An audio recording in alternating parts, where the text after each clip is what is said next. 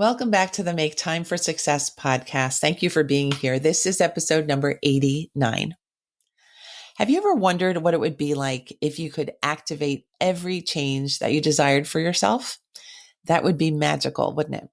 This episode is dedicated to that vision where you could improve areas of your life on demand, including those areas directly related to your health and well-being, and have the entire change process be completely positive. I'm currently experimenting with a little habit change myself as I'm planning to insert a few personal stories in my posts and my podcast. So you're going to hear a little bit about my experiences from 20 years ago and my recent trip to Italy in this episode too. Let's go listen to the episode together now.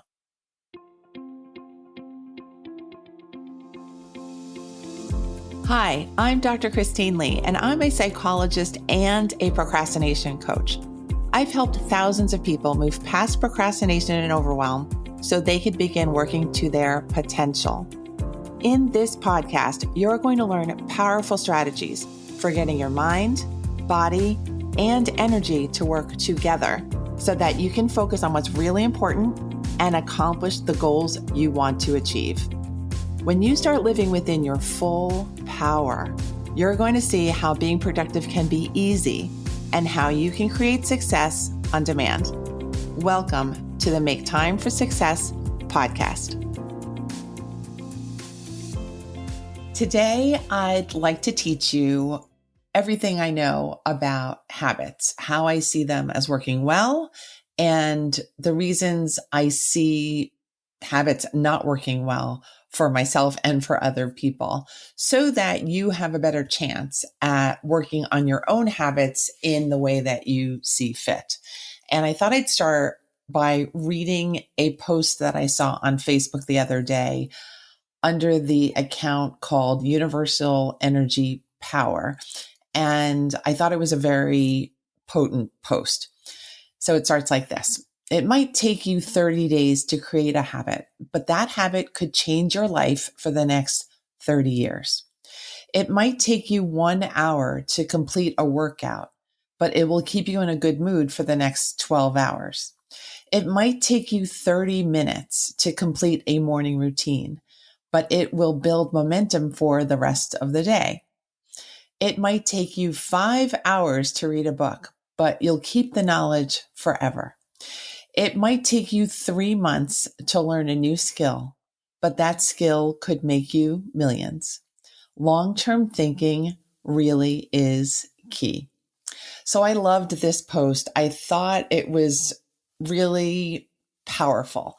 I thought it was really true. And if you think about it, those books that you've read in your life where you just took one sentence or one idea from that book and it just helped you for the rest of your life. How powerful is that? How much can we feed ourselves when we decide we're going to change a habit for ourselves, when we decide we're going to try something new, when we decide to pick up another book? So I wanted to start you off with that kind of idea of openness and possibility for you. But I also want to acknowledge that you may not be in the mood for thinking about your life long term. You might be feeling really stressed out. You might be feeling really tired. You might be feeling really hopeless. And here's where I come in, because I'm someone who loves to focus on what we can do even when we're feeling tired, stressed out, hopeless, and not good about ourselves. Because I feel like we're all deserving of that power of possibility and of change, no matter how we think about ourselves. So even if you struggle with thinking about long-term scenarios, I want you to know that the effort that you can take to tweak your habits, even in the smallest of ways, will be worthwhile. And I think you could see the benefits of working on your habits within the span of just 1 week. But I want you to know that in order to see results, in order to change any behaviors, we need to really focus on our feelings, our emotions. And I think emotions are definitely involved in the habit changing process. And this is where I think most people who feel like they can't quit their bad habit or get to their desired habit get stuck and they get stymied because they don't really see themselves as being able to withstand the change process. They don't see themselves as being able to manage the feelings that come up when we desire something new in our lives. And I wanted at this point to describe a big event in my life that happened about 20 years ago.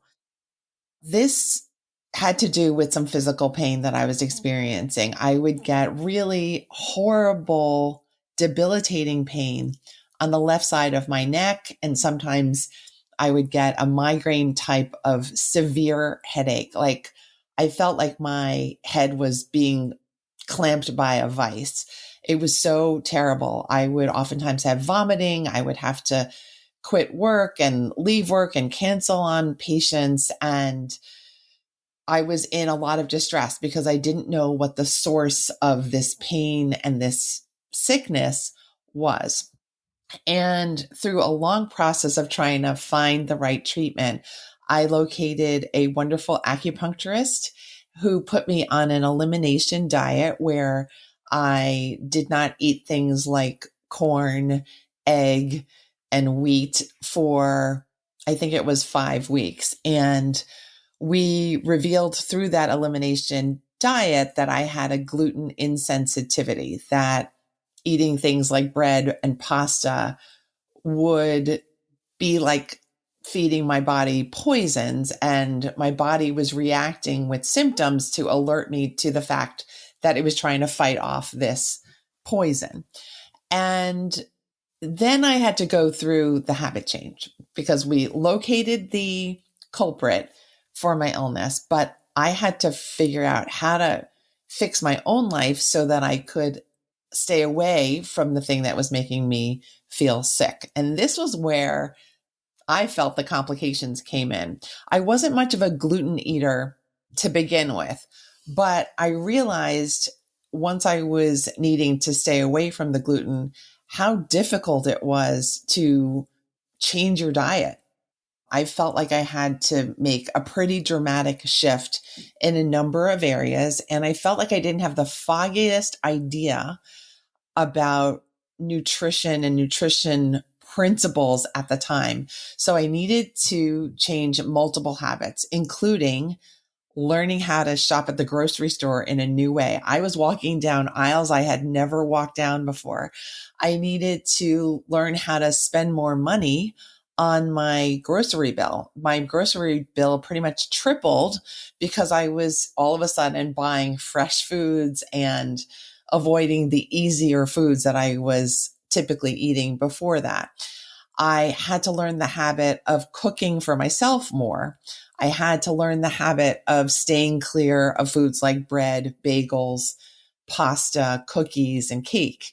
I also had to learn how to travel without going to rest stops and getting the easy foods that rest stops typically have totally stocked. And I found it very difficult to navigate these changes all at once. And fortunately, I had the benefit of this wonderful acupuncturist support. I had the benefit of acupuncture at the time as well. And I learned that I could change the way I see myself through the process. Over the weeks of learning to cook for myself, doing new recipes, shopping in a different way, and staying clear of gluten, I was changing not only my diet, I was changing myself. And so I learned that it's not just about the recipes, because that would not have been enough. I needed the support from another person who knew what she was doing and had more experience than I did. And I needed to have a personal goal of sticking with my idea that I could actually be pain-free. And I needed to carry through on all of these behaviors on a daily basis. And all of this had to come together all at once. But I have to report that it was a wonderful experience in the end, because within the span of 5 days, I noted that I was already feeling better. My stomach was not as bloated and uncomfortable feeling. And by the end of 5 weeks, I had dropped 5 pounds, at least 5 pounds, if I remember correctly. And I felt really, really well. I think I felt and looked the best I had felt in years. And perhaps the best part of the story of all was that I didn't have that terrible, debilitating pain returning. So I taught myself that I could change my entire health status and my mindset in just a very short period of time. Of course, I had that support, but I also had a lot of willpower that I applied to this process. And now that I'm 20 years healed from that pain, so grateful to report that, I try to apply what I've learned from that experience and from recovering from chronic procrastination to help other people do the emotional work to prepare for their chosen habit change. I don't particularly get in the habit of prescribing for people what I think they should do. I think it's really important to find your own path through, that you have to know what is important for you to change. What is the thing that is causing you the most stress? What is the habit that is causing you the most negative feelings, the most negative experiences, the most negative consequences? I want you to evaluate that as you're listening to this episode today. What comes to mind? What is the habit that maybe you never even thought you could part with, that maybe I'm encouraging you to open your mind and decide, maybe I can change that. Maybe I do have it within me to get this out of my life once and for all. I hope that's the case. So back to that idea of feelings, we do need to do this emotional preparation work because we're really smart. And we know in our heart of hearts that if we're not fully committed to something emotionally and in our behaviors and how we're showing up for ourselves day to day, we know that the habit is not going to shift. And when we know in our heart of hearts that we're not fully committed, then what happens? What happens is we never start the habit change to begin with. We never have that proper energy, that proper mindset, that proper commitment to make any change happen. And then we get stuck in an emotional spiral of feeling hopeless. And we get stuck with the habit that we don't really want, the one that is insufficient for us, the one that keeps us feeling disappointed in ourselves. So again, I want to emphasize that there's a really important emotional piece that you have to do before you embark on any major habit change. So when I help people to prepare for their new habits, I think people realize that they have to change not only the behavior, but they have to change themselves. We have to change in order for our habits to shift. When we fail to see ourselves as capable or worthy of the change that we're wanting, we will not even begin to attempt the habit change. And we will feel potentially even worse about ourselves because we know there's a greater future for ourselves and we're feeling like we're not worthy of it. We're not ready for it. We're not competent enough for it. And I'm here to encourage you to change that thinking within yourself.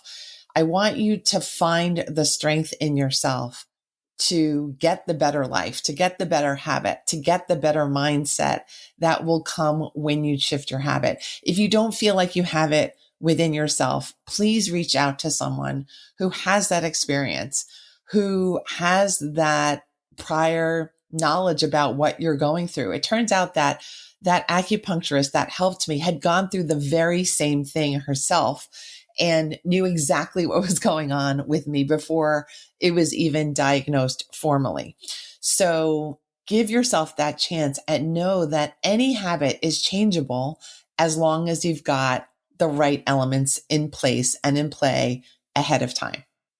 feel free to reach out to me, of course, if you feel like you need help with your personal habit change too. Now I wanted to add 2 more comments to help me illustrate what I'm teaching in this episode. The first thing is I just returned from a wonderful 10-day trip to Italy, which was really like a massive life dream come true. To share a funny story, or maybe not so funny a story, in 9th grade, I was due to travel to Italy with my Latin class. And on April 1st in my 9th grade, I got hit by a car the day before my class left for this wonderful trip. And so it's been my life's journey to get to the point where I could actually visit Italy myself. And it finally happened. And that's the backstory. But the story of my trip was actually very rich in itself, because I found myself, an inexperienced international traveler, finding that there were lessons to be learned really in every day of the trip. And I thought that was fascinating. I realized what I liked about travel, what I didn't like about different things about Italy and traveling. And they were all just mini realizations about myself, which I loved because, I'm really interested in introspection and finding out about people and learning. I also realized that there was a lot of adaptation that I had to do because I was in a brand new environment. And that did cause a little bit of stress. Oftentimes it was very pleasurable and pleasant stress, but there were moments where it was a little less pleasurable. And I realized that traveling in a foreign destination really highlights how much we have to change to accommodate stresses in our lives. I realized I was changing like moment to moment with every restaurant, with every new town we were traveling to.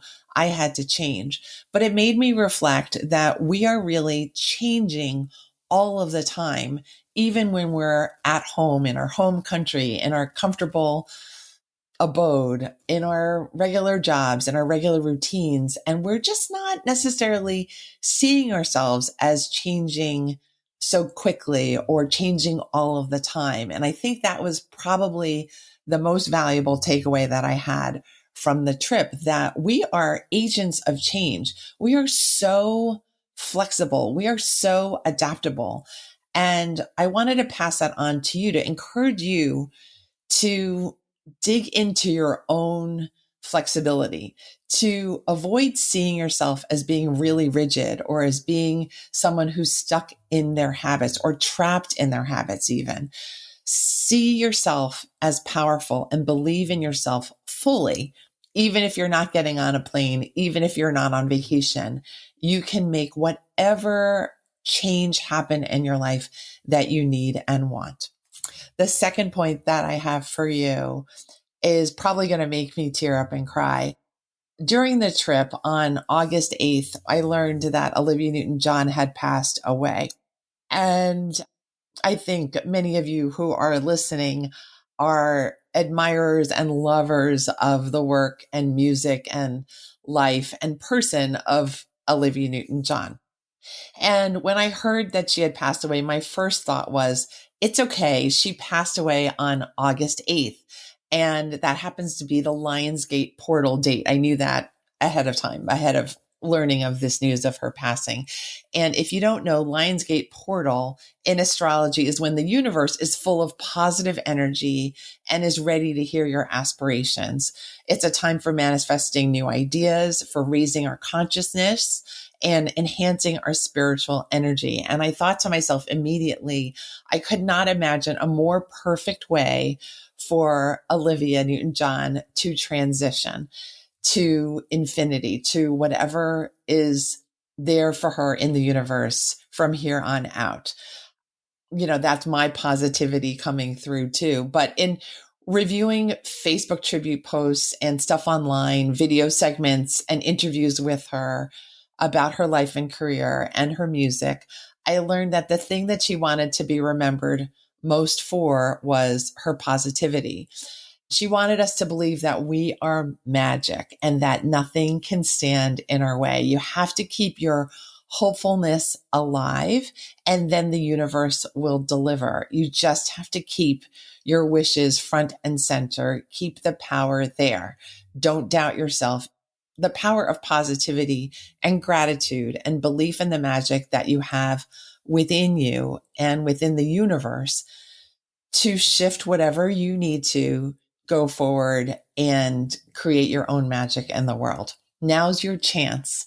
Olivia's passed on, but we are still here working our own magic. And I want to just leave you with all of these thoughts. You have the power to rescue yourself from habits that you don't care for, the habits that you don't want, and to embrace the ones that you know you're capable of. You wouldn't feel frustrated about these habits if you didn't know there was something else better out there for you. I wish you all the best as always. I will see you next week as the next episode drops. Thanks so much for listening to this one. Hope it helped. Thank you for listening to this episode of the Make Time for Success podcast. If you enjoyed what you've heard, you can subscribe to make sure you get notified of upcoming episodes. You can also visit our website, maketimeforsuccesspodcast.com, for past episodes, show notes, and all the resources we mention on the show. Feel free to connect with me over on Instagram too. You can find me there under the name Procrastination Coach. Send me a DM and let me know what your thoughts are about the episodes you've been listening to. And let me know any topics that you might like me to talk about on the show. I'd love to hear all about how you're making time for success. Talk to you soon.